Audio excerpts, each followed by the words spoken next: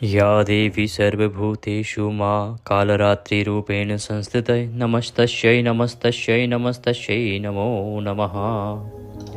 नमस्कार प्रिय भक्तों, आज चैत्र नवरात्रि का छठा दिन है और सप्तमी तिथि है, अर्थात सातवां नवरात्रि है। और सातवां नवरात्रा जिस दिन हम माँ कालरात्रि की पूजा करते हैं। आज के इस वीडियो में आप सुनेंगे दुर्गा सप्तशती का 10वां तथा 11वां अध्याय। 10वां हम कल भी पढ़ चुके हैं, लेकिन जिन्होंने नहीं सुना था कल, वो आज पुनः सुन लीजिएगा। और संपूर्ण दुर्गा सप्तशती के बारे में हमने बताया है, उसे भी अवश्य सुनिएगा। इस प्रकार से 2 दिन बाद हमारा यह दुर्गा सप्तशती का अनुष्ठान पूर्ण होगा। अगले 2 दिन में यह दुर्गा सप्तशती पूर्ण करेंगे। साथ ही आपके लिए हमने संपूर्ण दुर्गा सप्तशती के 13 अध्याय का वीडियो भी अपलोड कर दिया है, आप उसका भी लाभ ले सकते हैं। यदि आपसे कोई अध्याय छूट गया हो तो आप एक साथ उस वीडियो में सभी अध्याय सुन सकते हैं। यदि आप बाकी नवरात्रि के दिनों में कोई अध्याय नहीं सुन पाए हैं तो आप एक साथ उस वीडियो में पूरी दुर्गा सप्तशती सुन सकते हैं। इसका लाभ ये होगा कि आपको जैसे जब समय मिलेगा आप दुर्गा सप्तशती 2 दिन या 3 दिन में भी पूरी कर सकते हैं। इसीलिए हमने आपके लिए यह दुर्गा सप्तशती का जो संपूर्ण अध्यायी वीडियो है उसको अपलोड किया है, उसको आप अवश्य ही देख लीजिएगा। और जो भक्तगण हमारे साथ प्रतिदिन दुर्गा सप्तशती सुन रहे हैं इस वीडियो के माध्यम से हमारे चैनल पर, उन सभी के लिए आज हम 11वां अध्याय सुनाएंगे। इससे पहले हम 10 अध्याय कल पूर्ण कर चुके हैं। अध्याय आरंभ करें उससे पहले आपसे निवेदन है कि कृपया देवी के इस पाठ के वीडियो को एक बार लाइक अवश्य कर दीजिएगा। मातेश्वरी की कृपा प्राप्त करने के लिए कमेंट बॉक्स में अवश्य लिखिएगा जय माँ कालरात्रि, जय माता दी। माँ कालरात्रि के आशीर्वाद से आपके जीवन के सभी संकट टल जाएंगे और माता अवश्य प्रसन्न होंगी। आप देख रहे हैं देवभूमि ज्योति संस्थान का प्रतिष्ठित यूट्यूब चैनल देवभूमि धार्मिक। हम यहाँ पर इधर उधर की बातें नहीं करते, शास्त्र और पुराणों की बातें करते हैं। जो पुराणों में लिखा होता है वह आपको बताते हैं तथा जो पंचांग में वर्णित तिथियां होती हैं उसकी जानकारी आपको देते हैं। तो सही जानकारियां प्राप्त करने के लिए तथा सही कथाएं सुनने के लिए चैनल को सब्सक्राइब अवश्य कर लीजिएगा। आइए आरंभ करते हैं दुर्गा सप्तशती का आज का अध्याय। आइए 10वां अध्याय आरंभ करते हैं। पहले देवी का ध्यान करेंगे, फिर आगे का वृतांत। मैं मस्तक पर अर्धचंद्र धारण करने वाली शिव शक्ति स्वरूपा भगवती कामेश्वरी का हृदय में चिंतन करता हूँ। वे तपाए हुए स्वर्ण के समान सुंदर हैं। सूर्य, चंद्रमा और अग्नि, ये ही 3 उनके नेत्र हैं तथा वे अपने मनोहर हाथों में धनुष, बाण, अंकुश, पाश और शूल धारण किए हुए हैं। ऐसी परमेश्वरी को प्रणाम करता हूँ। ऋषि कहते हैं कि राजन, अपने प्राणों के समान प्यारे भाई निशुंभ को मारा गया देख तथा सारी सेना का संहार होता जान शुंभ ने कुपित होकर कहा, दुष्ट दुर्गे, तू बल के अभिमान में आकर झूठ मूठ का घमंड ना दिखा। तू बड़ी मालिनी बनी हुई है, किंतु दूसरी स्त्रियों के बल का सहारा लेकर लड़ती है। देवी बोली, ओ दुष्ट, मैं अकेली ही हूँ। इस संसार में मेरे सिवा दूसरी कौन है? देख, ये मेरी ही विभूतियाँ हैं, अतः मुझ में ही प्रवेश कर रही हैं। तदंतर ब्रह्माणी आदि समस्त देवियाँ अंबिका देवी के शरीर में लीन हो गई। उस समय केवल अंबिका देवी ही रह गई। देवी बोली, मैं अपनी ऐश्वर्य शक्ति से अनेक रूपों में यहाँ उपस्थित हुई हूँ। उन सब रूपों को मैंने समेट लिया।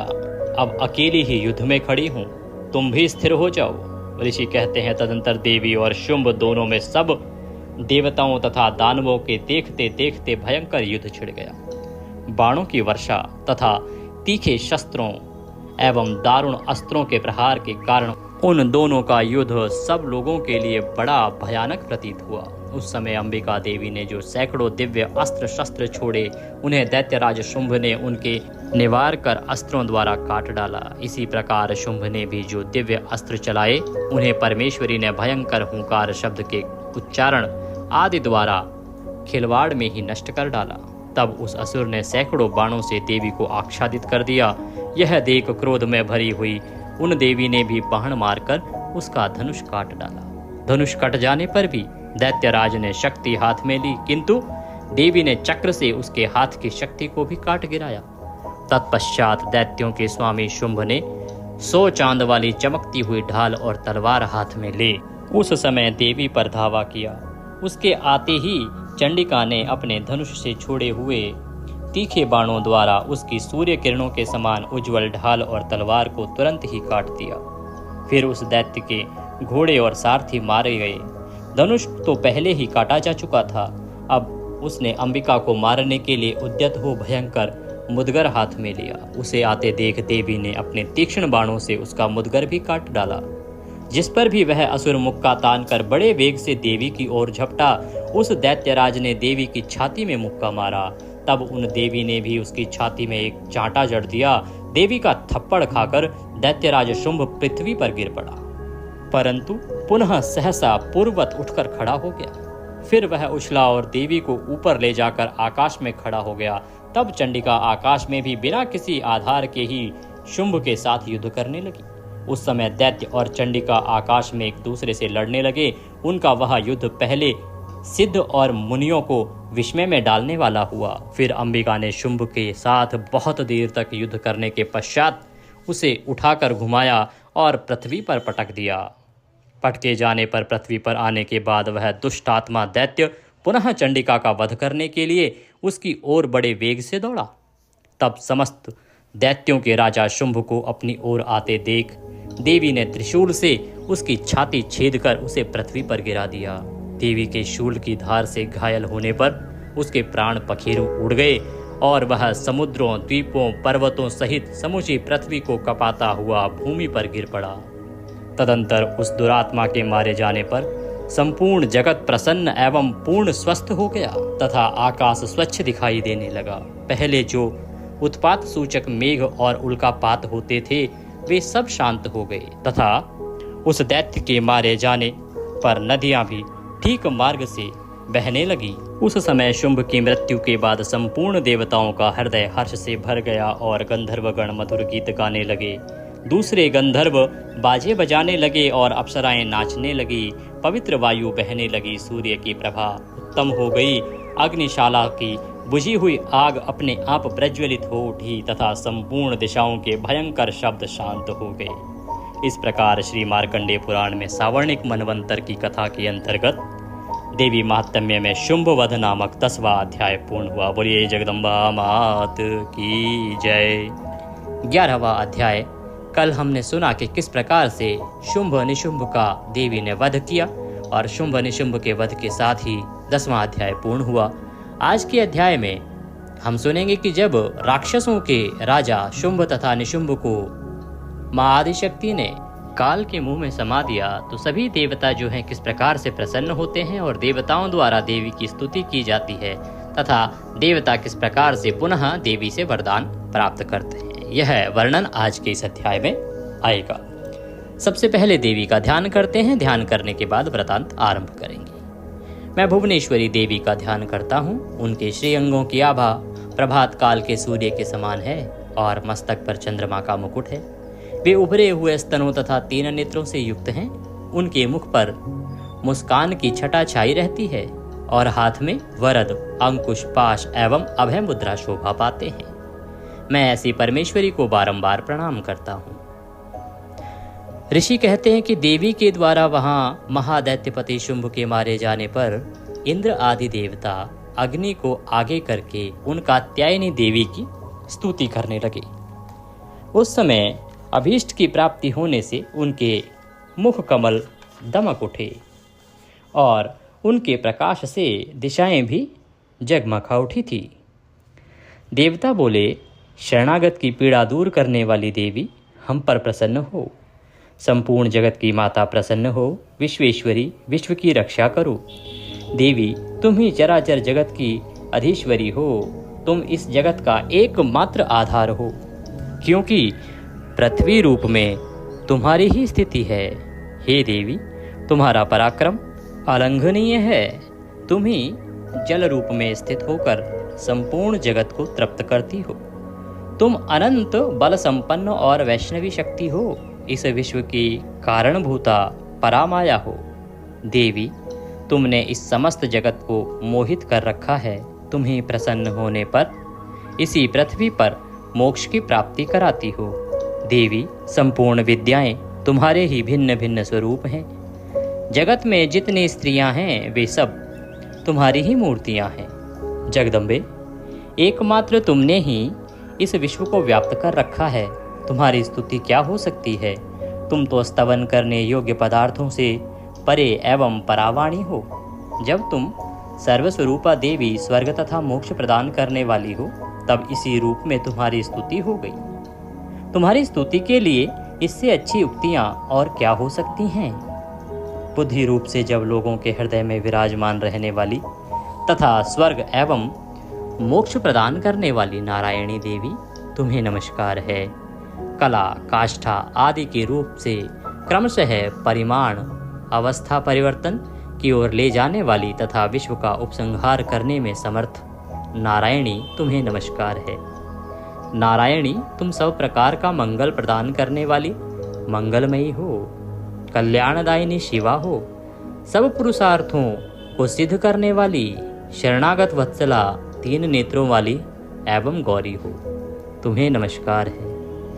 तुम सृष्टि, पालन और संहार की शक्तिभूता सनातनी देवी, गुणों का आधार तथा सर्वगुणमयी हो। नारायणी, तुम्हें नमस्कार है। शरण में आए हुए दीनों एवं पीड़ितों की रक्षा में संलग्न रहने वाली तथा सबकी पीड़ा दूर करने वाली नारायणी देवी, तुम्हें नमस्कार है। नारायणी, तुम ब्रह्माणी का रूप धारण करके हंसों से जुते हुए विमान पर बैठती तथा कुश मिश्रित जल छिड़कती रहती हो, तुम्हें नमस्कार है। माहेश्वरी रूप से त्रिशूल, चंद्रमा एवं सर्प को धारण करने वाली तथा महान वृषभ की पीठ पर बैठने वाली नारायणी देवी, तुम्हें नमस्कार है। मोरों और मुर्गों से घिरी रहने वाली तथा महाशक्ति धारण करने वाली कौमारी रूप धारिणी निष्पापे नारायणी, तुम्हें नमस्कार है। शंख, चक्र, गदा और शांख धनुष रूप उत्तम आयुधों को धारण करने वाली वैष्णवी शक्ति रूपा नारायणी, तुम प्रसन्न हो, तुम्हें नमस्कार है। हाथ में भयानक महाचक्र लिए और दाढ़ों पर धरती को उठाए 12 ही रूप धारिणी कल्याणमयी नारायणी, तुम्हें नमस्कार है। भयंकर नरसिंह रूप से दैत्यों के वध के लिए उद्योग करने वाली तथा त्रिभुवन की रक्षा में संलग्न रहने वाली नारायणी, तुम्हें नमस्कार है।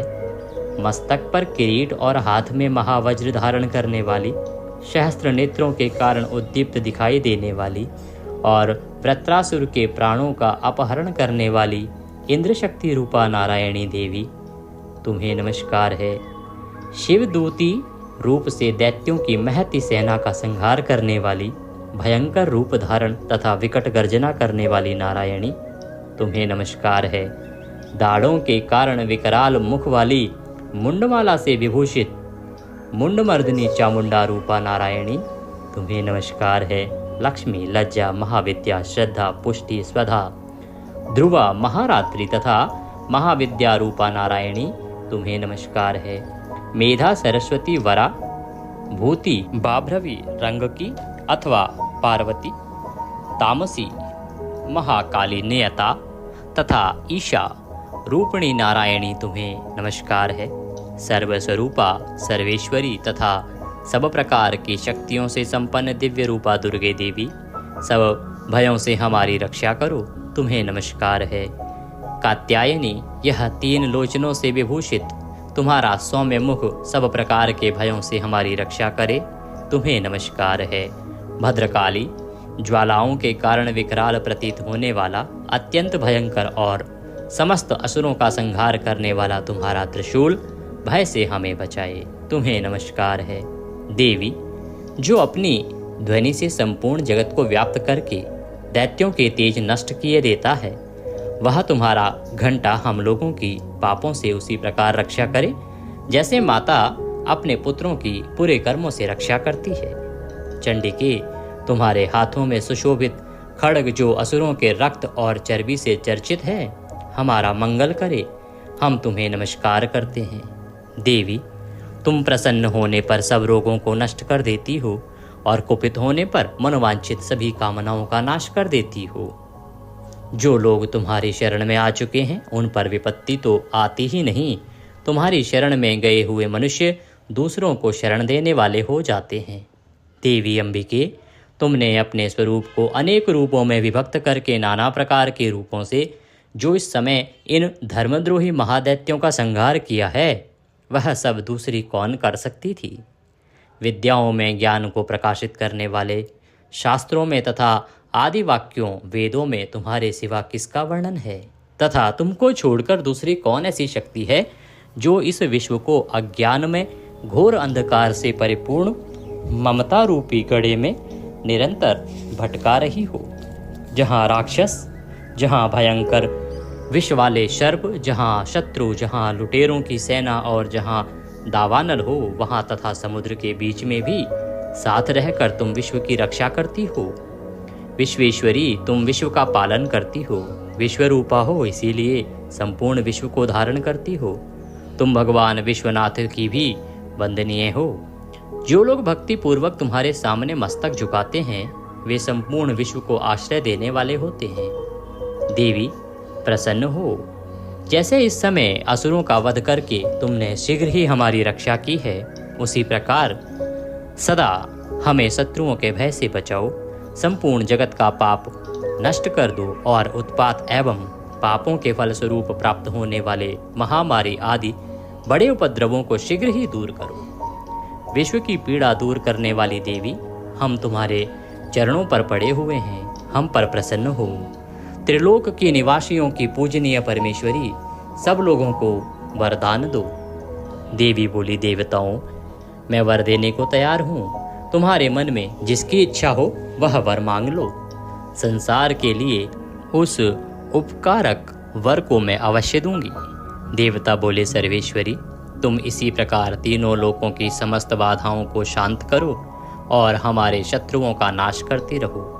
देवी बोली, देवताओं, वैवस्वत मनवंतर के 28वें युग में शुंभ और निशुंभ नाम के 2 अन्य महादैत्य उत्पन्न होंगे।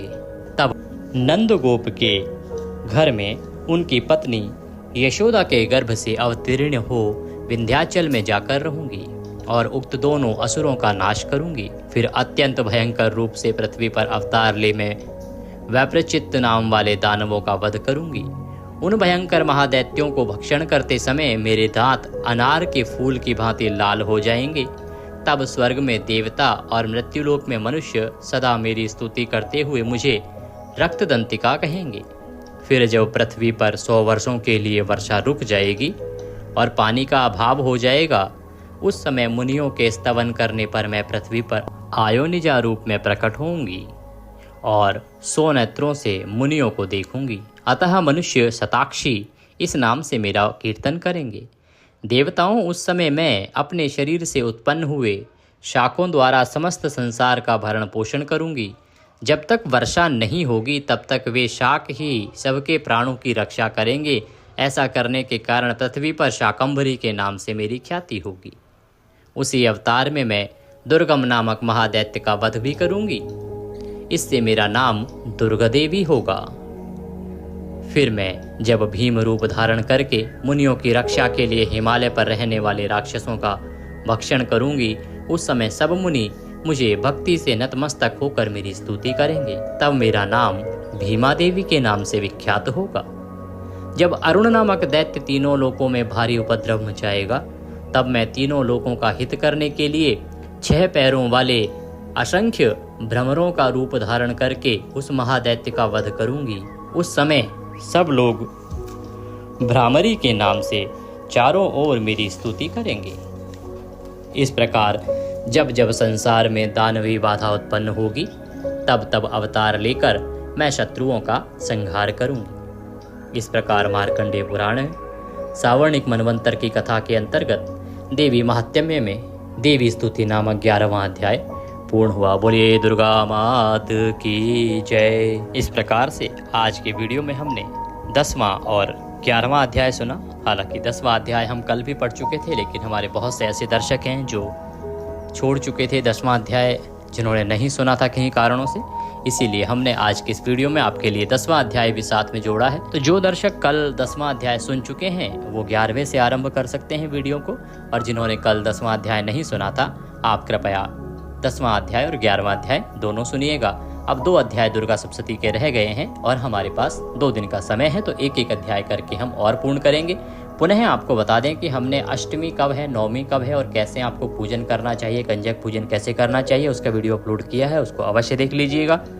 साथ ही हमने संपूर्ण दुर्गा सप्तशती भी आपके लिए अपलोड की है, तो आप उसका भी लाभ ले सकते हैं। मां सब पर कृपा करें। जय माता दी।